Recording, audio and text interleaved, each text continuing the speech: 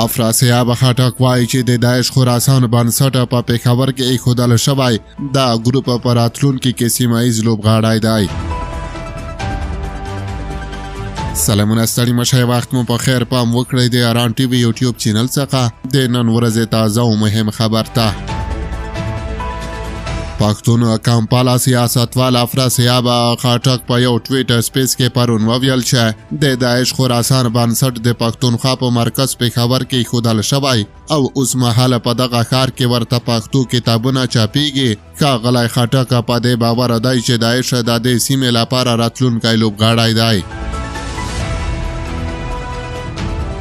پښتون سیاستوال او د پاکستان د مشرانو جرګې پخواني غړي افراسیاب خټک د تېرې جمعې په ورځ د لیندۍ دېرشمه په یو سپیس کې په پېښور کې په پښتو ژبه کې د داعش لپاره د کتابونو له چاپېدو پرده پورته کړه. افراسیاب خټک په دې اړه وویل موږ په دې پېښور کې لیدلی چې په 80م کال کې د مجاهدینو لپاره کتابونه چاپېدل، بیا په 1990 کال کې د طالبانو لپاره د ادبیاتو کتابونه چاپېدل او اوس د داعش لپاره کتابونه چاپ کیږي.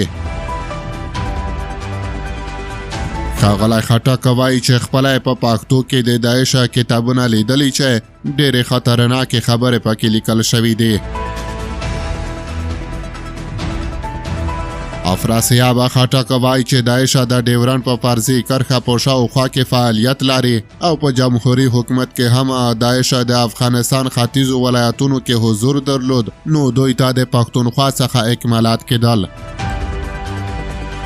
دغه پښتون سیاستوال په دې باور دی چې داعش د سیمې لپاره یو نوی لوبغاړی دی او دا ډېر خطرناک دی چې نړیواله پرمختللې ټکنالوژي په اختیار کې لري.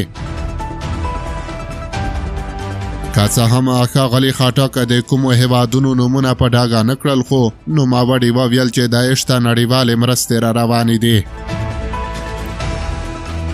افراسیاب خټک وایي چې د دې حالاتو د کنټرول لپاره یوازینۍ لاره د حکومتونو لپاره د ملت راټولول دي چې تر څو د دې را روانو خطرناکو لوبو مقابله وکړي.